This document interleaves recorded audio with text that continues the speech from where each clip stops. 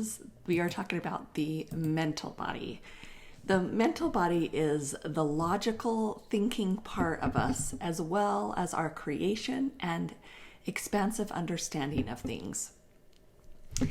If you've seen Jill Bolt Taylor's famous TED Talk, she explains these two sides of the mind from a perspective of being in each side independently as a result of a stroke she goes through.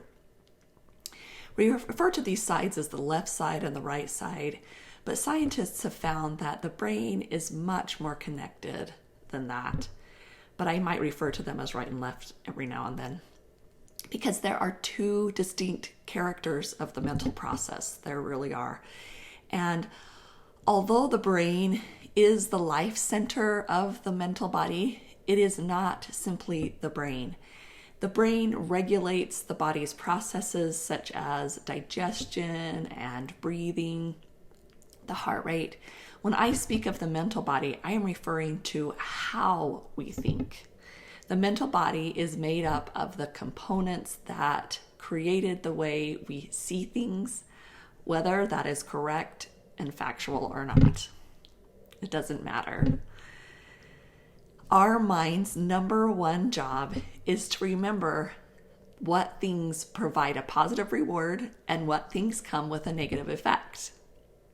And the latter is the top priority, the negative effect. It wants to avoid the negative. And some of you know my dog Sully.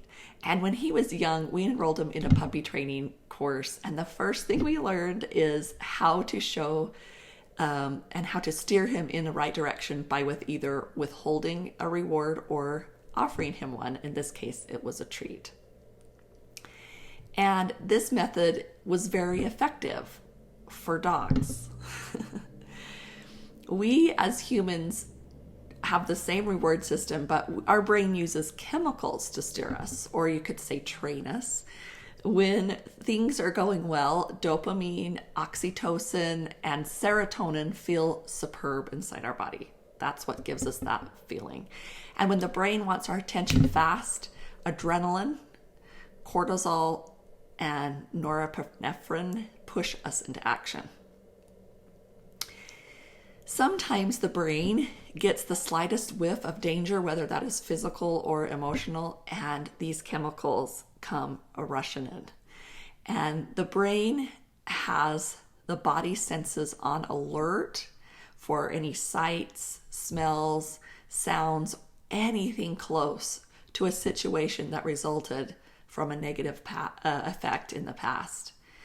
This process is the physical function of the brain, and it's not the mental body's thought process I'm talking about.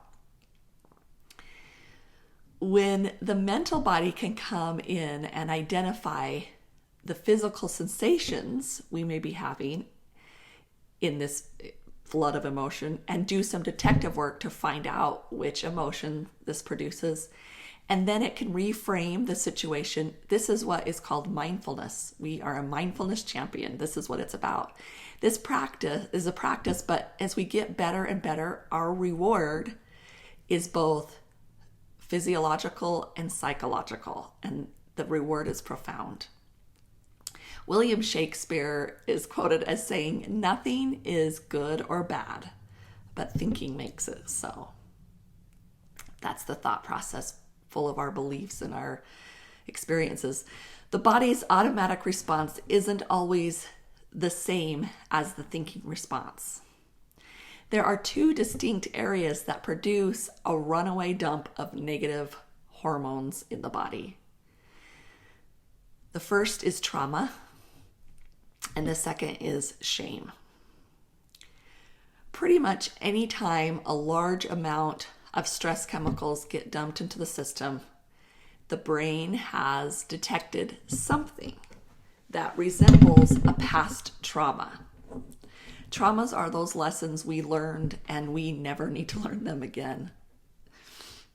They're burned in our brain. They hurt in some way or another. Traumas can be as simple as a look from someone or as catastrophic as you can even imagine. When stress hormones flood the system, processes like digestion slow down, and breathing and heartbeat speed up in order to have the most energy available for a fight, a flight, a freeze, or an appease response. The decision as to which one the body will choose is automatic. There is not a thought process weighing the pros and cons. In fact, the logical part of the brain is shut down so that all the emotion, all the expansive thoughts can be utilized in that moment. A fight response may look like a snarky comment all the way up to a fist fight. A flight may look like checking out with food or substances or getting lost on the internet or binge watching Netflix. Or it can literally be running away from the scene at hand, removing your body from the situation. A freeze may simply be turning silent, or a more complicated frozen in time response. And the response, I think, is more common for women, and something that's new is the response appease. Appease will look like peacemaking, avoiding conflict, not having the ability to say no, or serving others. It's a valid way of surviving.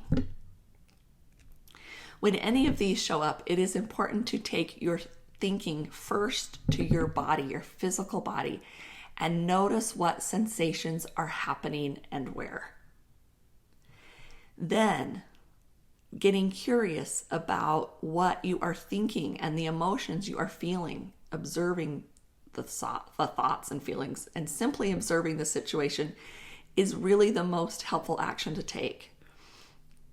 And working with someone really helps to put patterns together, and it help you get to the root trauma that most of the time sits under the surface in the subconscious. Shame is another stress hormone frenzy. Shame could be the result of a trauma, and it probably is, but I separate it out because what causes shame is usually more generalized in the population, whereas traumas are very individual. Shame can produce the same trauma responses, but thoughts and beliefs are usually center stage instead of a past experience.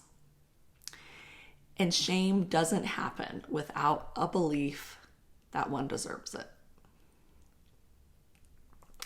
According to Brené Brown's research, men's top shame trigger is being anything but tough. Do not be a weakling, or at least be better than someone else. And money, status, and power are the measuring sticks for men. Women's top shame trigger is, not surprisingly, how we look. Looking good takes up a lot of time and a lot of our attention. A woman can see a reflection of herself and come up with all the flaws in no time flat. And ladies, all women see their flaws, their own flaws, and your perfections, no matter what. For both men and women, even the slightest hint toward not being enough in these areas can cause a rush of stress hormones. And they flood the body, and they can send us into a trauma response. And because it's Women's History Month, I hope you will bear with me on a little tangent I'm going to take. Imagine that there were magazines, websites, places to go, all for the sole purpose of looking at men's net worth. Or imagine if it was normal for a man to be asked to open his wallet and let us see how much money he was carrying at any moment of the day or night.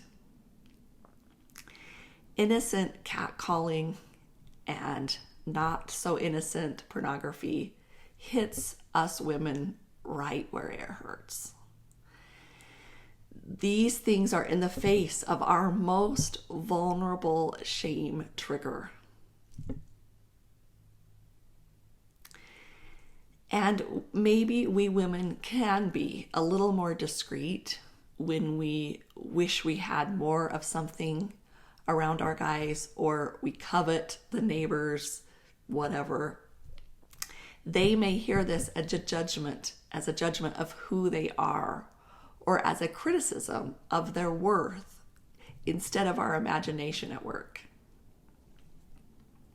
So in this case, in shame, instead of getting curious when shame shows up, we need empathy.